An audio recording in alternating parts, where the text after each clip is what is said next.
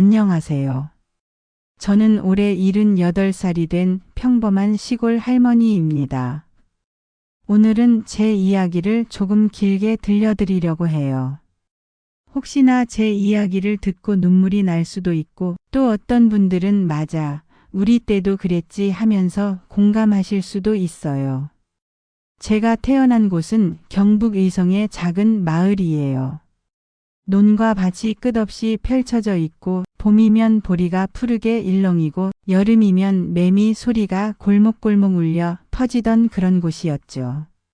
가을이면 벼가 황금빛으로 바람에 흔들리고 겨울이면 눈이 소복소복 내려 마을이 고요히 잠드는 그런 아름다운 시골이었어요. 그런데 제 어린 시절은 그렇게 밝지만은 않았어요. 아버지는 마을 훈장이셨어요. 학생들에게 글을 가르치고 마을 사람들에게도 존경받는 분이셨어요. 저는 아버지의 가르침을 늘 지켜보며 자랐지만 저에게는 그 배움이 허락되지 않았어요. 왜냐하면 여자였거든요. 여자는 배워도 별 소용없다는 말만 듣고 자랐습니다. 그때 마음속에서는 서운함과 아쉬움이 늘 남아 있었죠. 게다가 제가 아주 어릴 때 엄마가 병으로 세상을 떠나셨어요. 엄마가 돌아가시면서 제 인생은 한순간에 바뀌었죠. 아버지는 늘 바쁘셨고 저는 오빠들과 함께 살아야 했습니다. 친구들은 학교 마치고 집에 가면 엄마가 기다려주고 밤이면 이불 덮어주고 자장가도 불러주는데 저는 그런 기억이 단 한 번도 없어요. 밤마다 이불을 덮으며 엄마는 어떤 냄새였을까 상상하고 오빠 손을 잡고 동네를 오가던 기억만 남아 있어요. 그때부터 저는 혼자서 많은 시간을 보내야 했고 독립심이 자연스럽게 생겼습니다. 하지만 마음 한켠에는 늘 엄마의 사랑이 그리웠어요. 늘 마음속에는 배움의 갈증이 있었어요. 친구들은 책을 펼치고 글을 배워가는데 저는 그저 옆에서 바라보며 왜 나만 배우지 못할까 하며 눈물을 삼켰죠. 아버지께 여쭤보면 여자는 집안일만 하면 된다는 말뿐이었고 저는 어린 마음에 많이 섭섭했어요. 시간이 흘러 저는 서울로 나가 공장에 들어갔습니다. 배움이 부족했지만 살아남기 위해서는 일을 해야 했으니까요.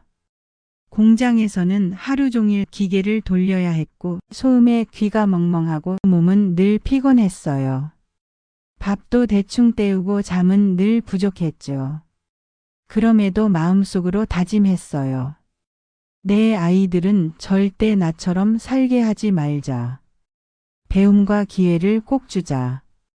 그렇게 저는 시골 청년과 결혼했습니다. 그 사람은 7남매의 장남이었고 집안이 너무 가난했어요. 결혼 후 삶은 고난의 연속이었지만 새벽부터 밤까지 농사일을 하고 아이 넷을 낳아 키우며 살았습니다. 이남이녀, 제 인생에서 가장 소중한 보물이었죠. 하지만 늘 마음 한켠에는 두려움이 있었습니다. 혹시 나도 우리 엄마처럼 일찍 죽으면 어떡하지? 그럼 아이들은 고아가 되는 거잖아요. 그 걱정 때문에 저는 매일 하루를 악착같이 살아야 했습니다. 밥을 굶어도 잠을 설쳐도 아이들만큼은 절대 굶기지 않겠다는 마음 하나로 버텼어요. 세월이 흐르면서 농사는 조금씩 나아지고 아이들도 학교에 갈 수 있었고 조금씩 재산도 모이기 시작했습니다. 그때는 정말 매일매일이 전쟁 같았어요. 봄에는 모내기, 여름에는 담배 농사, 가을에는 수확, 겨울에는 다음 해를 준비하며 온 집안이 바쁘게 돌아갔죠. 그러던 어느 날 남편이 60을 조금 넘겼을 때 폐암 판정을 받았습니다. 남편은 몇 년간 투병했지만 결국 떠나고 말았어요. 그때 저는 정말 하늘이 무너지는 듯한 기분이었습니다. 세상이 멈춘 듯했고 마음속에서는 울음이 끊이지 않았어요. 울 수조차 없었어요.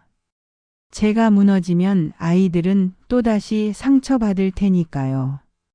그래서 밤마다 몰래 눈물을 흘리고 낮에는 꿋꿋한 척 했습니다. 남편의 병실을 오가며 여자 혼자 사과 농사를 짓고 힘들었지만 아이들이 잘 자라줘서 참을 수 있었습니다. 저는 그 모습을 보며 작은 위로를 얻었습니다. 큰 딸과 아들은 공직자가 되었고 작은 딸은 파주에서 큰 카페를 운영하고 있어요. 보리빵이 유명하다고 하더라고요. 모두 자기 삶을 당당하게 살아가는 걸 보면서 저는 참 고맙고 행복했어요. 아, 내가 그래도 엄마 노릇은 해냈구나. 그런 마음이 들었습니다. 그런데 이상하지요. 남편도 떠나고 아이들도 다 잘 살아주는데 저는 여전히 밤마다 엄마가 그립습니다. 제가 평생 기다려온 단 한마디가 있거든요. 우리 딸 잘했어.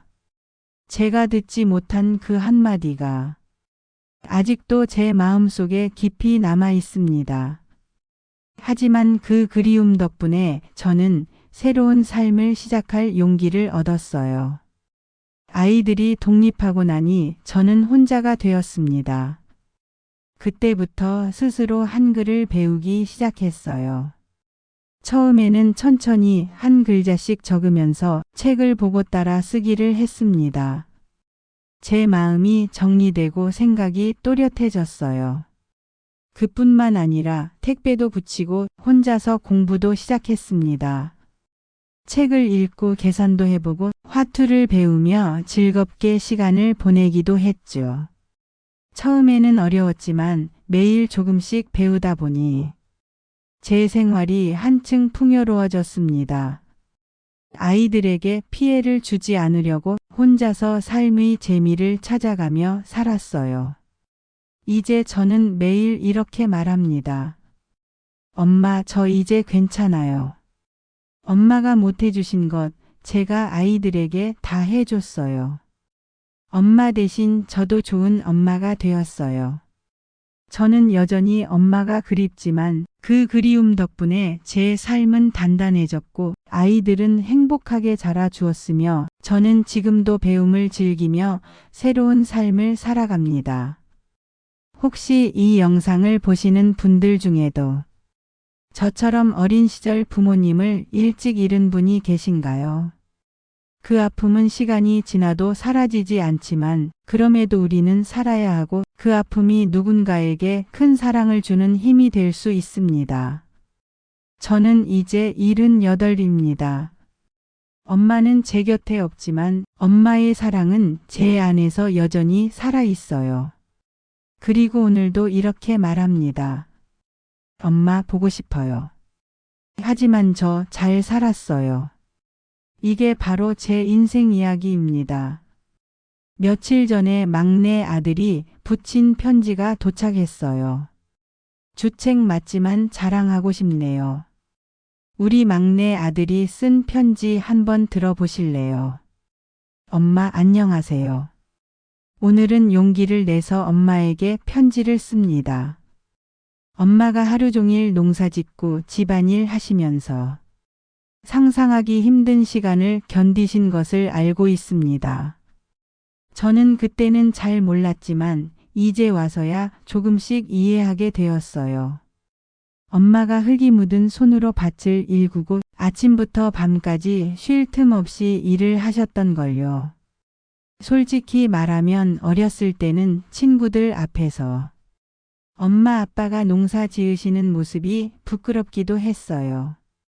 손과 발에 흙이 묻고 옷은 늘 진흙투성이었죠. 친구들은 학교 갔다가 집에 가면 편안하게 쉴 수 있는데 저는 늘 엄마 아빠와를 보려면 밭에서 같이 일을 해야 했어요. 그때는 이해하지 못했지만 하지만 이제는 생각이 달라졌어요. 그때의 부끄러움은 제가 너무 어렸기 때문이었고 지금 저는 매일 엄마 아빠의 그 모습이 가장 존경스럽고 제가 성장할 수 있었던 이유가 바로 부모님의 노력 덕분이라는 걸 알게 되었어요. 엄마가 안 계셨으면 저는 지금 이 자리에도 없었을 거예요.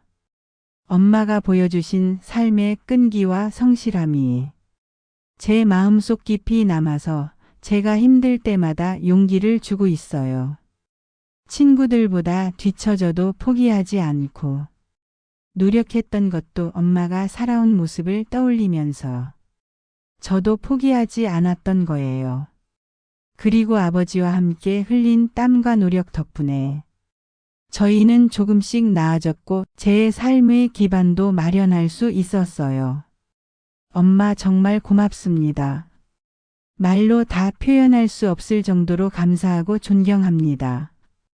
가끔은 제가 너무 바빠서 엄마께 전화도 자주 못 드리고 엄마와 함께하는 시간도 부족했죠.